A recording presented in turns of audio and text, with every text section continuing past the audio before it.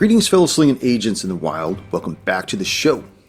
Before we begin, as usual, we got to get to our shoutouts. Over on our YouTube channel, I want to welcome Mick824. Welcome to the show. Next, we have from good friend of the show, Henry Anderson, who says, "Thank you, bros. Is it me or are my fellow agents getting very careful? I do go for that approach as well, yet..." Yes, that they are. Might be because of all the stuff they've seen or that we've brought a new / old agent into the mix. But also, as I've mentioned in the past, these investigations aren't a sprint, and sometimes they take time to investigate what might be obvious. But yeah, I know the frustration when we listen to the agents and they're on the cusp of a revelation and we're thinking, do this, or do that, or what you thinking? And they do something else. But what I will say is the entire season is wrapped and edited, and I know what lies ahead, and I know what's about to go down. And yes, each is still on his game. So you got a few more episodes to look forward to. In fact, we're just over the halfway mark, so we still have a bit of a margin for all these things to come to fruition and pan out. So hang tight, Henry. It's there for you. Next, we have over on our Facebook page, Ash Smith, who wrote, "Slowly catching up, but loving the story so far." Thank you, Ash. I'm glad it caught your interest. I guess that means we're still hitting that high mark that we strive for. And finally, from good friend of the show, Balint Babos, who wrote a long one saying, "Hey, always good to take some time to listen to your work. This specific investigation is a especially hard one. Lots of loosely connected info slowly coming together. I love the suspense and I really can't wait. What the hell are you, the keeper, up to with this one?"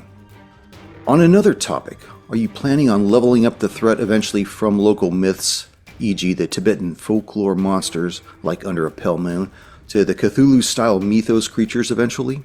I'd love to see the agents going up against the alien Migo conspiracy. That's what my players are digging in at the moment. Or scooping up the remnants of the Karoteka, or encountering other Cthulhu myths creatures. And by the way, I know I butchered that one word. Sorry about that, Balint. But still, what I'm waiting for most is unraveling secrets from the organization / program / DG, whatever you cooked up. Keep up the good work.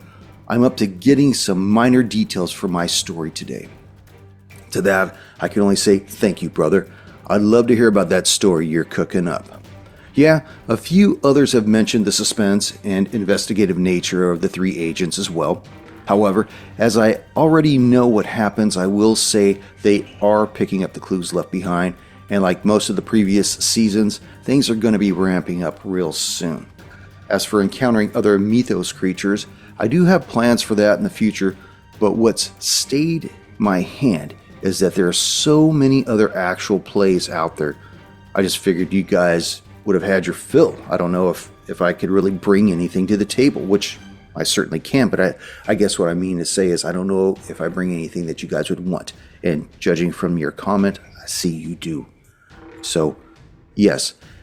But as for the next season, which will be called Enraptured, I've already finished all the prep for it, and that'll be the next one to drop, providing that Tone has yet to complete his scenario, so I can get to the other side of the handler screen next to Sam. So right into Tone, tell him, hey, snap it up there, brother.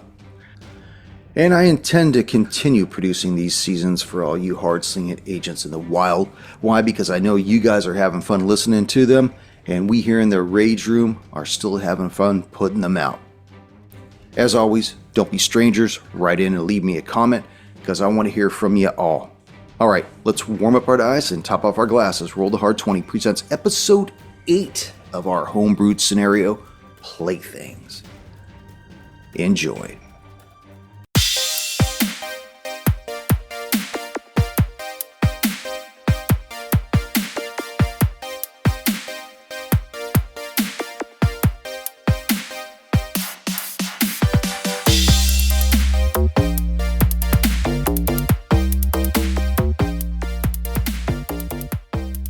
better than me asking you guys, well, what do you think about this? How do you think the thing's going?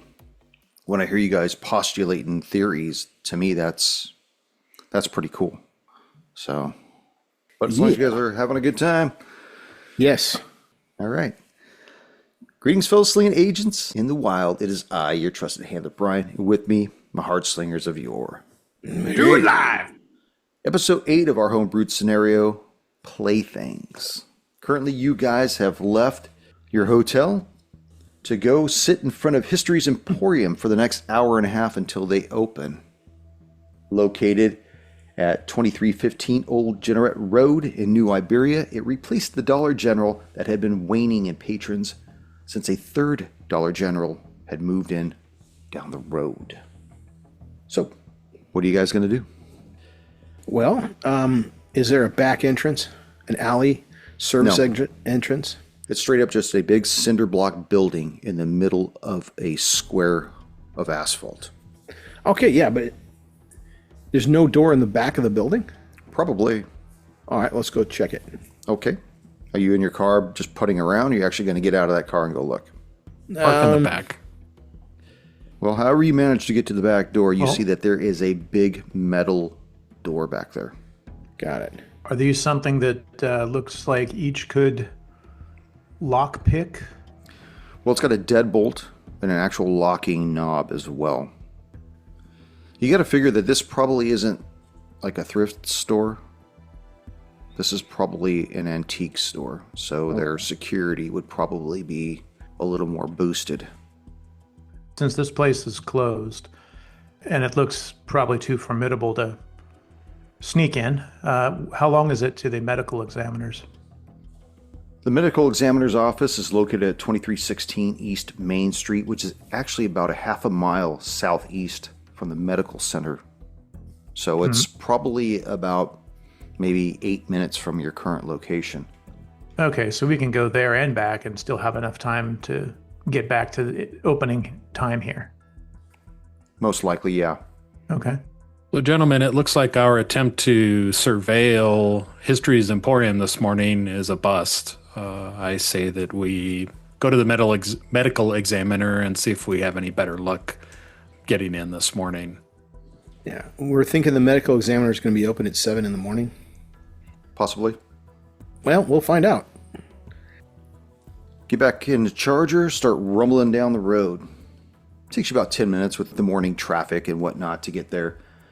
You see that the medical examiner's office is housed in Iberia Parish Coroner's office, which is inside of a single-story brown building with lighter, dirtier brown trim. You could see on the glass the stenciled words that say medical examiner on it. The cracked parking lot is mostly empty, except for 2 cars. We'll go on in. All right. Entering the building, you get the feeling that the ME's office is underfunded. Vinyl-backed chairs and a Formica case with golfing trophies inside belie the final destination of their client's location. You see that there's a woman filing something behind a desk just off to the right of the door. When you walk in, she looks up and says, "May I help you?" Yes, ma'am. We would... Oh, actually, each. You should take this one. All right. Each will walk up, show his badge. Oh. Good morning. I'm Agent Kimura. These are my associates, Agent Adesso and Agent Rice. And we had a few questions for the medical examiner that might have been dealing with the Trasco, the Claiborne, and the Hooper cases. Oh, well, that would be Dr. Barclay. Okay, is Dr. Barclay in, or? Yeah, he just got in a few moments ago, actually. He's probably still setting up back there. Let me call back there. Gives a ring back there. Yes, Dr. Barclay. You have 3 FBI agents up here? Uh-huh. Okay, will do. She hangs up the phone. She says, go ahead and go through the double doors in the back. And the first door on the right will be Dr. Barclay's office. I think he's in there doing something. She continues going on with her morning duty. So we'll go back and knock on the door if it's open, or if it's not open, we'll still knock. Yeah, as you go through the double doors, you see that there's a door on the right. It's actually open. It opens Okay. onto a office with a generic desk, and you see a man sitting back there. Looks like he's in his mid-30s. Hair already salt and peppered, and he's got a thin, hooked nose. He's sitting there. He's got an unlit cigarette hanging out of his mouth. He looks up and he says, "Agents, how may I be of assistance?" I'll make introductions. I'm Agent Kimura. This is Agent Adesso and Agent Rice. We had some questions for you about the cases dealing with the Trosco family as well as the Hooper and Claiborne family. We understand that you were the ones that potentially has been working on this case. Well, I'm the one that investigated the bodies, yes. What can I help Okay. you with in that Well, regards? we do have a series of questions we've been working with. Are you familiar with Inspector Lang? Not yet. Not He's personally, been I should recently say. assigned to the case. I have heard of him, and I heard that he's going to eventually be paying me a visit. I've been mostly dealing with Detective Grady. Yeah, well, Inspector Lang and his associate, Inspector Octavo, have been, they've taken over this case now. And we are working with them. And we wanted to potentially talk to you. Currently, they're still with, what was her name? Maxine Trosco. She's still at the hospital. Well, unless you expect her on my table in the near future, I wouldn't know where this Maxine Trosco No, I is. was saying that's where they are. And they're still dealing with Maxine. So we decided to come over here and have some questions with you. In regard to the Troscos or the Claibornes? Basically, we have a few questions involving some of the things you might have or might not have seen or procured from the family. You're familiar that with the two younger daughters of the Claiborne and the Hooper family? Yes. And you, may I ask, you did see them, and apparently they had self-inflicted wounds. That's correct. And were those wounds similar to the wounds that the family had? Were they knife wounds? No. No, I believe the Hooper family were killed by shotgun blast at close range. If my records I'm are sorry, correct. I meant were the young girls, were their wounds consistent with what happened with their families? No, ironically, both of those young girls were sent to me via Iberia Medical Center. But Could no. you tell me how the girls killed themselves, sir? Well, I did the autopsy on both young women.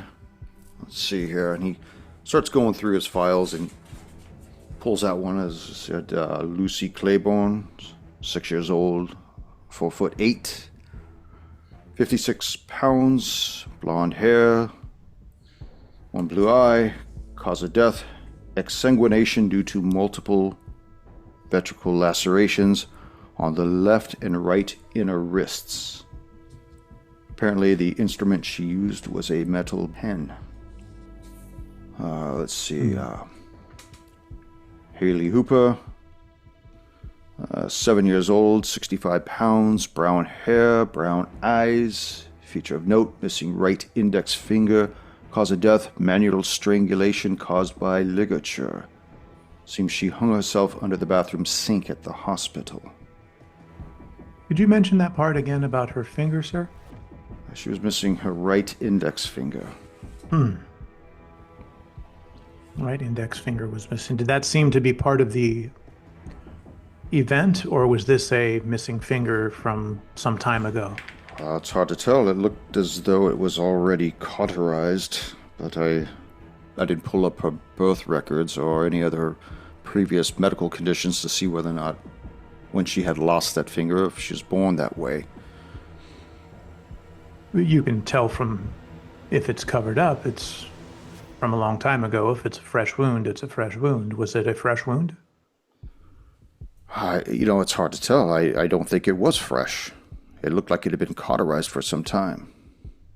Okay, well, so I'm obviously not a doctor. To me, cauterized means someone took a cigarette lighter and pressed it to the stump to stop the bleeding. Does this cauterized mean that it was closed up medically with stitches, or? No, it looked as though it might have been cauterized, but the flesh wasn't red. It wasn't irritated. Okay. Adesso or Rice, do you have any questions you want to ask this doctor here?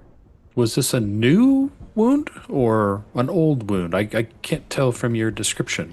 I can't tell. It was impossible to tell how long ago it had been.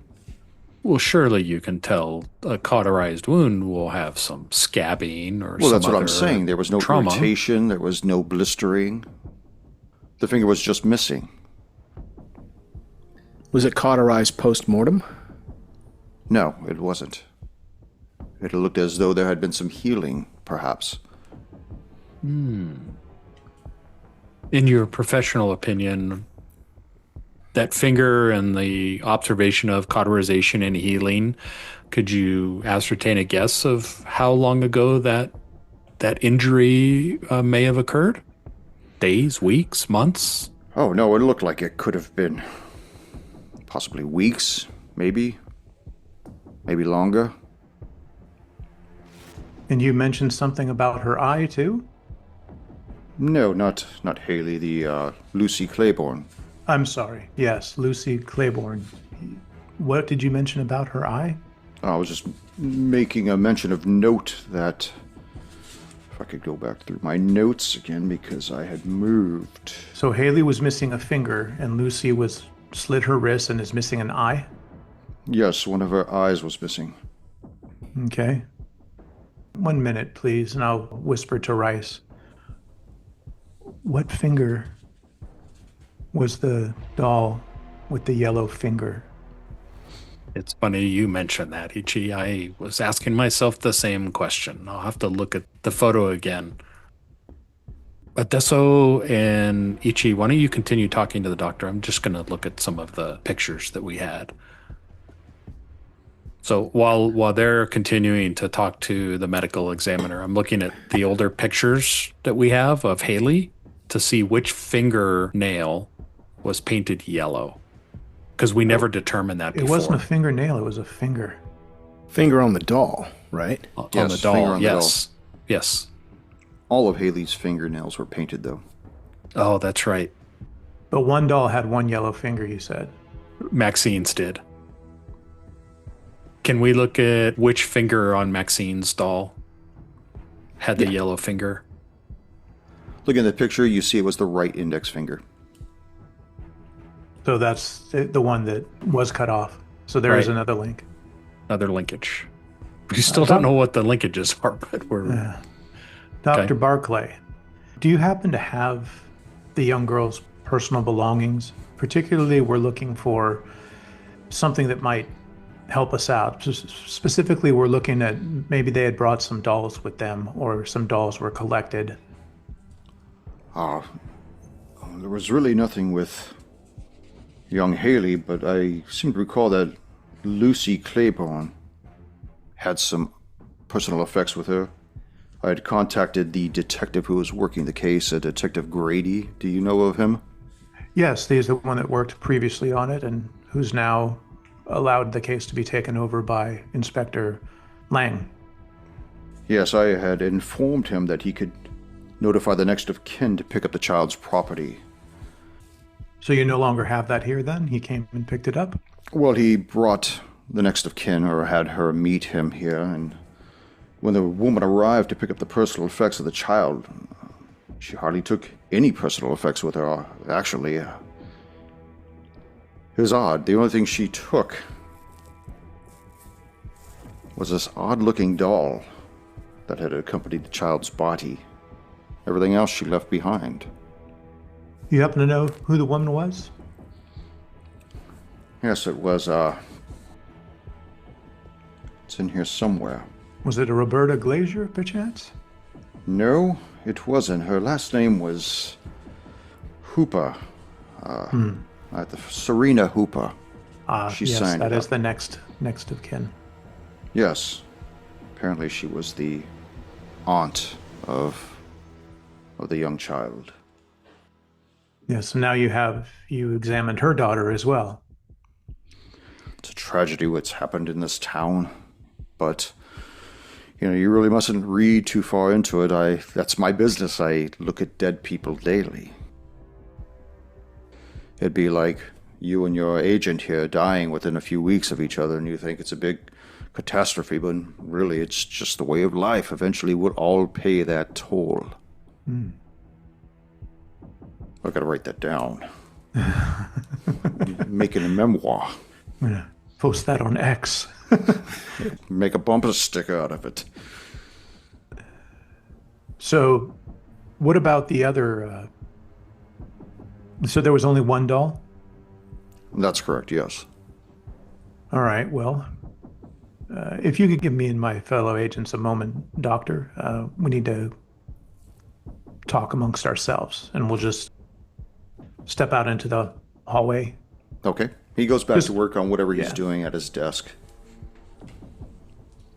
Okay, so what did you find, Rice? I found that Maxine's doll, the yellow finger, was the index finger on the right hand. And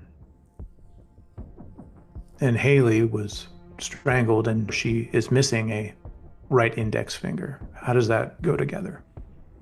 Ichi, I wish I knew. I'm still perplexed of this connection of these dolls. I really believe that History's Emporium is where we're going to find our answers. Yes. Also, we know that Serena, the cousin, picked up the articles, and so she had the doll. How come we don't know where that doll is? Yeah, it's curious because it wasn't. Do we want to see if if they have the evidence, or who would have the evidence for the families that were killed, the medical stuff to Odesso? If there's nobody who claims it, let's just say there was no next of kin, the property's either discarded after it's been inventoried and they've been unable to determine, and they make a record of that saying property discarded. That would be the only way for us to know. Because if it was picked up, there should be a receipt saying Johnny so-and-so picked up the property. And if there isn't anybody, they note that too and then throw it away. But we know that Serena, she has the doll, or had the doll before her death. Oh, just one thought. Are we putting any stock that this is not the same doll? Yeah, the dolls are different. We already know that. Well, we also know, too, that as far as I remember, Lucy was not missing an eye. Yet the doctor said here that she was missing an eye. And she Stumped slit her Bruno. wrists. Ichi and Odesso, I think we're wasting our time here. I think that History's Emporium is where we will get our answers. We know even less today, other than we're still continuing to link similarities between the families and the dolls. Well, I could pretty much, I'd bet Lucy's other eye that those dolls were all purchased there, and that's dark. And they were all purchased there, and the person calling back about them realized they did some sort of oops. But how long do we have until 9 o'clock, Handler? Probably got about another 15, 20 minutes or so. Oh, okay. So that means that the handler says, yeah, get out of here, you're done. Let's go over to the other place now. I can speak handler. After all these years. I'll go back to Dr. Barclay. Thank you again for your help. And I will leave my phone number. If you hear about anything else that you find peculiar or might be pertinent to the case, you Well, can the call me. Troscos were recently admitted to my tables. I will let you know if I come up with anything abnormal, but right now it's just looking like murder's suicide. So it's the same as the Hooper family and the Claiborne family. The missing eye, was this an eye that was missing since she was born and had a glass eye, or was it gouged out with the pen that she used to cut her own wrists? Well, it looked like might have been ejected during her demise, possibly. So she cut it out, or it popped out? It's possible. I'm not an educated man, doctor. Those four-letter words, you have to Well, it's speak a hard little to- bit more common for me. From what I could understand from the hospital staff, she was checked in with both eyes. So, and I don't think anybody took it out between when she was checked in to when she checked out. Okay, and you can surmise that she cut her own wrist then? That's what I have to believe. Apparently she got a hold of a metallic ballpoint pen and cut both of her wrists vertically. Well, wait 1 second. You say a metallic ballpoint pen. You mean like a Bic pen or a Pilot pen, or perhaps something different, like a all metallic pen? How does a Possibly an ballpoint pen all-metallic. get sharp enough? Pardon? I don't know. All I could say is that when they recovered her body, she was laying on the floor, and there was a metal pen beside her, and her wrists were Metal slashed. pen beside her. Yes. So, who made the assumption that it was the pen that was the implement to cut her wrists? I imagined the hospital staff, and then they sent her to me, and along with the device that she used, and I concurred. You found pieces of blood and flesh in the pen? Appeared to be so, yes. What kind of edge does this pen have? I don't know. I would imagine it was probably the clip that she used. The clip. Was there evidence of it being sharpened? No, but there was evidence of multiple attempts on her wrist. There wasn't just one slash. There was between 20 and 30 slashes per wrist. Very motivated young child. Very motivated. Dedication. And You a don't lot of find time. that dedication with kids these days. Yeah, motivated with a lot of time, because that wouldn't have happened easily. And especially with a girl, that's highly unusual to go that way. That's a lot of pain.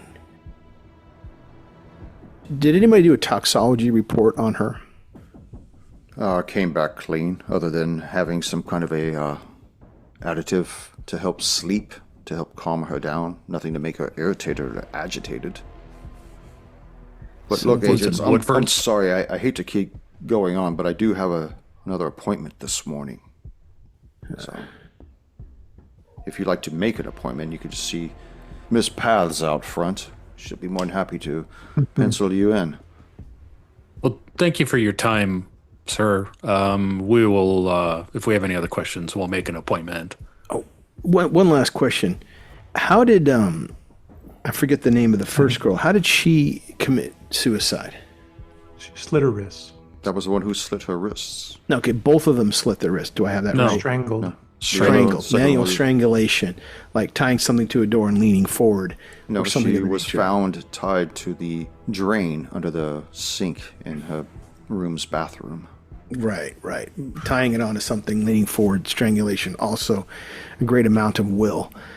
I have an idea. We can talk about it on our way out to the car. Okay. You guys make it out to the car. Tell me where you're going.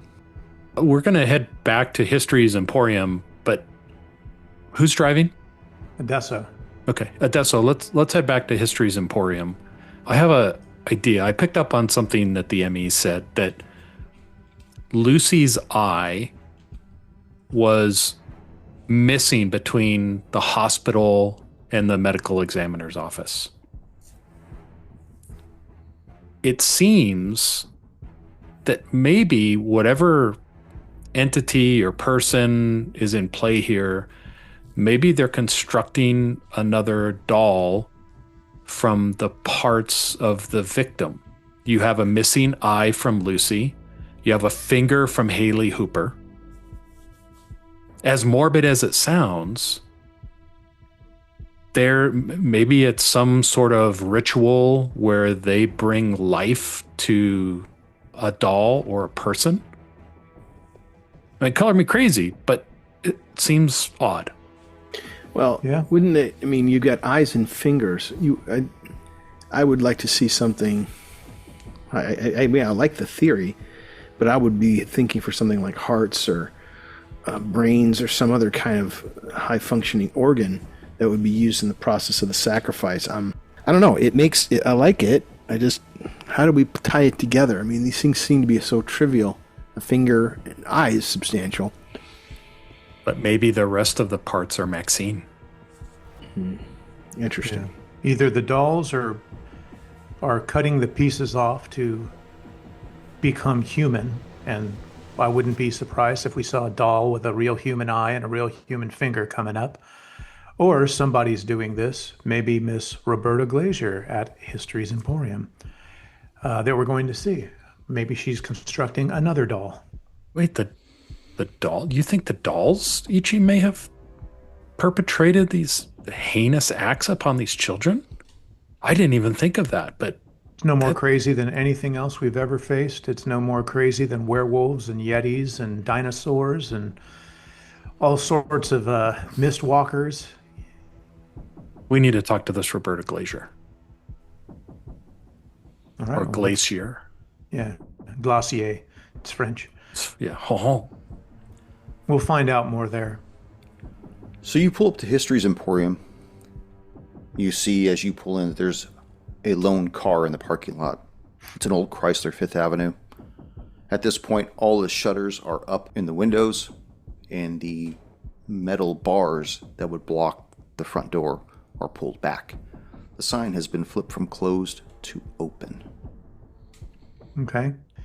I have the receipt that was on the fridge, but I won't bring that out to her attention, and I'm going to wait and see if she's denying any messages or anything like that. We'll see, though, when we go in there. Who wants to take lead? Let the counselor take lead. Adesso. As you enter the store, the overhead bell chimes with your passing. As you look across the store, you notice the different sections in the store. You see old lamps, curio cabinets and tables, crystal and porcelain wares, gold and silver jewelry and accents, old toys, and bayou oddities. After a few moments, an old woman comes from the back room. She looks to be in her late 60s.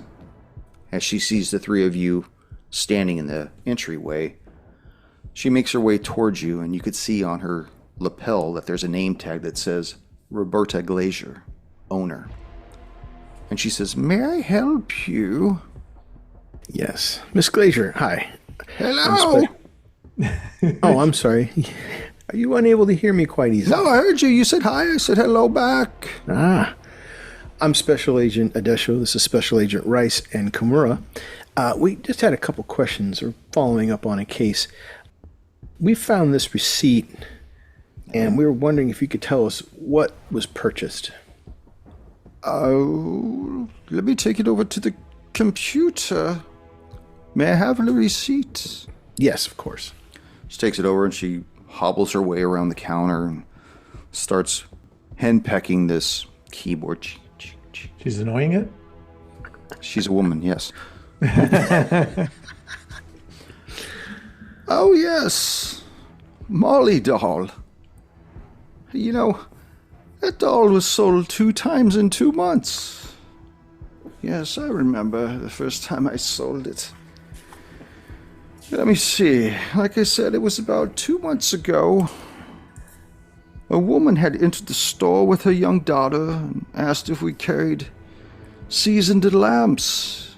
And while I helped her, her little one spent time over in our toy section. Just as we found the lamp she'd been searching for, her little one came up to her with the doll she had discovered and asked if her mother would get it for her.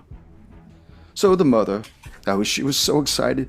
You know, she said that was the exact lamp she had been looking for. It was really going to tie the room together. This beautiful lamp with the shade and... Where was I? You were about to tell us about the doll? Oh, yes, Molly doll. So the mother bought the lamp and Molly doll. 3 days after the mother had bought the doll, she returned to the store with it. The doll, not the lamp. obviously. But the mother was frantic. She could barely breathe as she spoke, saying she needed the doll out of her house. She wanted to return it, and that the store could keep her money. $50, mind you. And so I asked, what on earth is the matter? She said her daughter Macy had concerns about the doll. You could feel the fear coming off this woman. Oh my. Oh, I was stunned. I said, I thought she liked the doll. I mean, she picked it out. And she said, no, that was Lacey. I'm talking about my other daughter, Macy, Lacey's twin sister. This was news to me, as I had only seen the one girl with her mother when they both entered the store. Apparently the other young girl had waited in the car with her father. Oh, I do hope they had the AC on. It was such a hot day that day. You know, you could really die if you're left in the car all by yourself. Understood, ma'am. Understood. But this receipt is for $250, and you just mentioned it was returned for $50. Please, you mustn't rush me. Of Please course. Don't rush me. Anyways, I was stumped, and so I asked, well, what on earth kinds of concerns do you mean? And she said that Macy, who is Lacey's twin, had walked into her sister's room to grab something to draw with when she heard someone talking to her. She said she turned around and saw it was the doll talking to her. She said her daughter ran out of the room and told her, and the mother said she was incredulous, explaining she had never heard the doll make so much as a peep. Nobody did. However, she then asked the daughter whose doll it was. That would be Lacey, the one who actually came into the store with the mother, if she had ever heard the doll speak. She said Lacey told her the doll spoke to her when she first saw it in the store, asking Lacey to take it home with her. That's why the young girl asked the mother for the doll. Anyways, not more than 15 minutes after the conversation with her daughter, she was back in my store with the doll, frantic. I don't know what to believe. I mean, Molly doll never spoke to me. It's the ugliest doll. I heard the mother saying... More than one? Say that again, Sonny?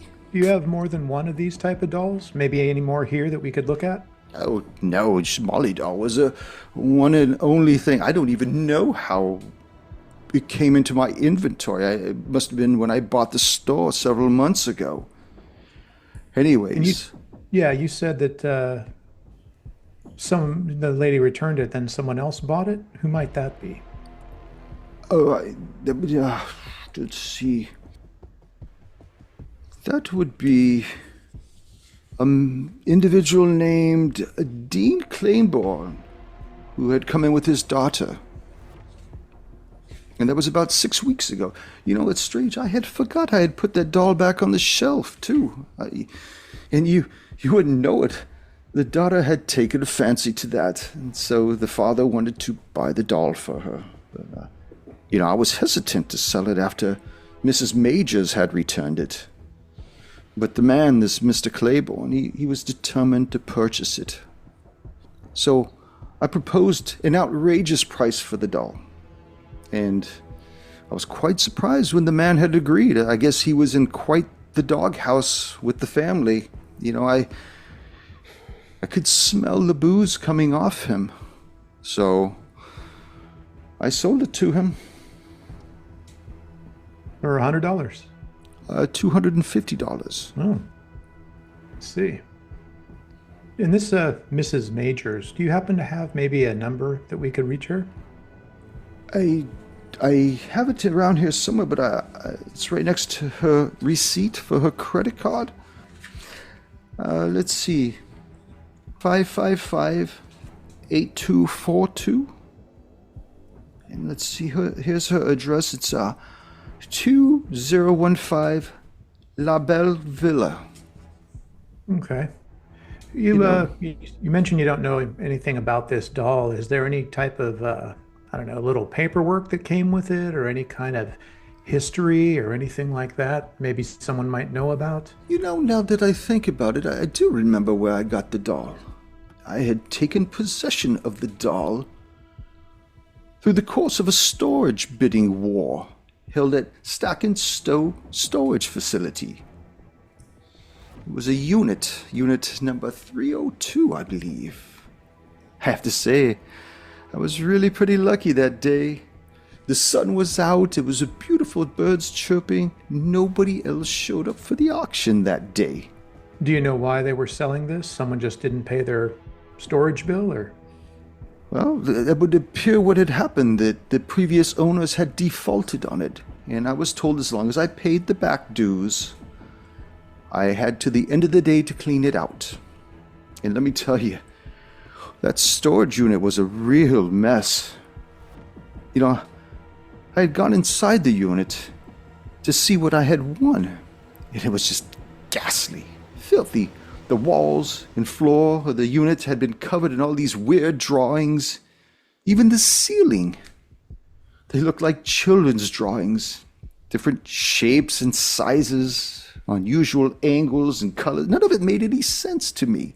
You know, I took my eyeglasses off a couple of times, and I don't know. You know, they must have been drawn by very undisciplined children. To think that parents would let their children draw all over the walls. Something like that just didn't belong to them. The nerve. Were there any other items in that storage unit that looked like they might be part of this Molly doll collection? Well, there were a few cabinets in the back, but that was the only doll. It was odd as all. As all get up. It was on top of a pedestal. And I walked over to it. There's sand all over the floor and whatnot. I just don't understand it. You know, I tried my best to clean it, to scrub this stuff, but all it did was really smear it. And so I took a few things and displayed them throughout the store. And honestly, I was by myself. I'm a widow. I can't lift heavy things. So I figured for the default, the things that I was able to sell, some of the crystals and some of the silver and the gold and the dentures and everything else, it was worth it. It was kind of a wash, but it was good to get out of the store. Okay. Do you have any information on the previous owner Of that particular unit? Do they give you a receipt or anything that would list the name of the previous owner? No, they said for security purposes they could not. Understood. But it's not far from here. It's just a few miles down the road. Right. Do you still, well, I guess you purchased the lot. You don't still have the unit. No, I just purchased what was inside, took what I could, and left it for the rest of them. You said it was on a pedestal. Do you have that? No, I couldn't pick up the pedestal. It was much too heavy for my back. Did you know if it had any pictures or engravings on it? On the pedestal? Yes. There might have been. It was hard to see, honestly. There was very low light, just a little 40-watt bulb in the ceiling, and it just oddities all over the place. But like I said, I took what I thought could bring a value and possibly turn this venture into a profit. Well, what happened to the rest of the stuff in the storage facility that you didn't take, if you know? Well, I left it behind. I don't know. I suppose the storage facility itself might know. Okay. Anything else curious from that location that you may have in your store currently? I believe I sold everything off. There were some crystals. There was a wooden skull that was handcrafted.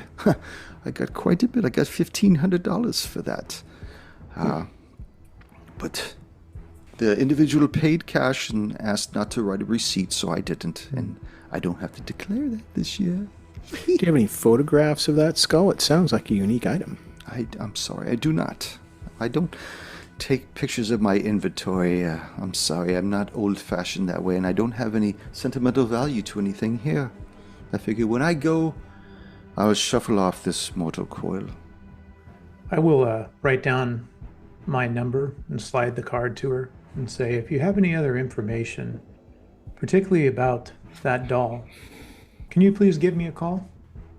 Yes, I can do that, Agent Kimura. Yes, I will do that. You can just call me Ichi. Is That on means the... one. Oh. Well, thank you, Yes. One. Yes, if you get any information, or if that doll does return to your store, as it has before, please give us a call. We'll pay even more than a person that would be buying it for the third time. Well, I will keep that in mind. Thank you, Juan. It's one, not Juan. Odele. As you guys start making your way out the door, she goes, "Oh, Juan, I almost forgot. What is it, abuelita? Estas un... There was an unusual hole in the back of Molly doll, I don't know if I want to hear this. and inside was a leather bag. I didn't want to take it out. I didn't feel like I just left it in there, so... But that was the only thing unusual about that doll. A reliquary. Anyways, toodles."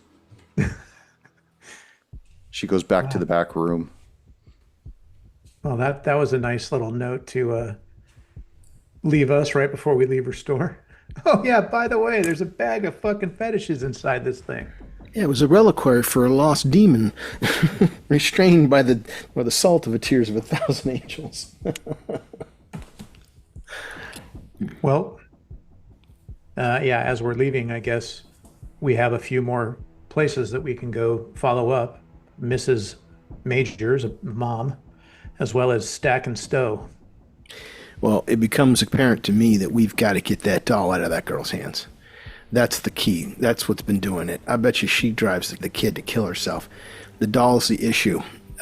Being since I've failed so spectacularly at getting into that hospital, anybody have any better ideas?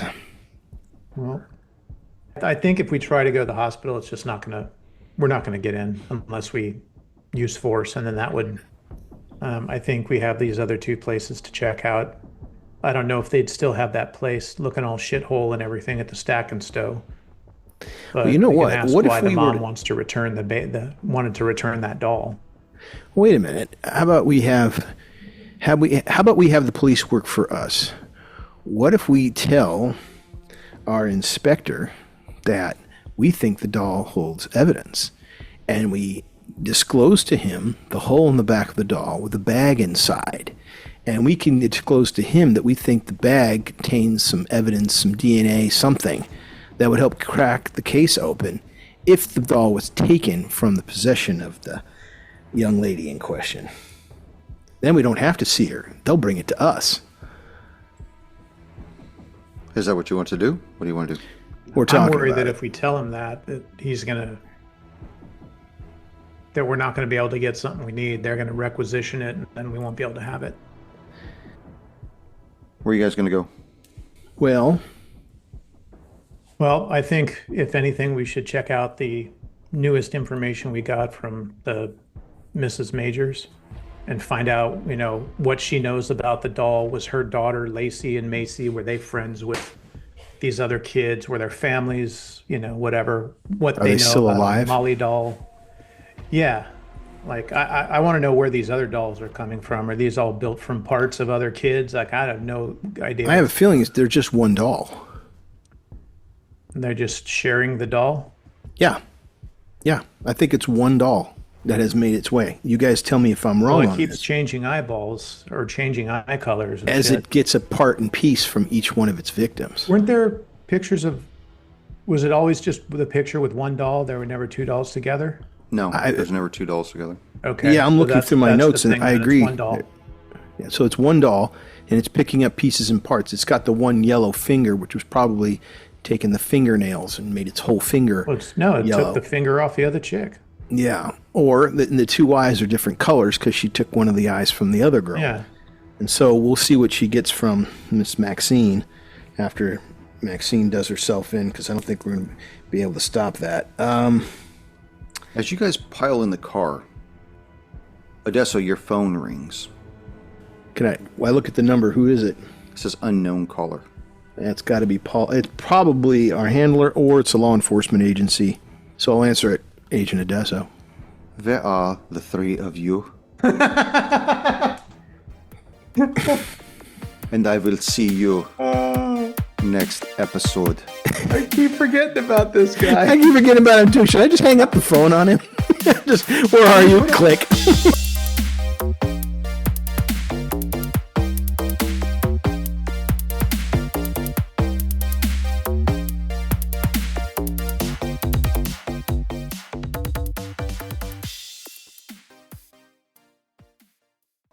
Outside of game for a second.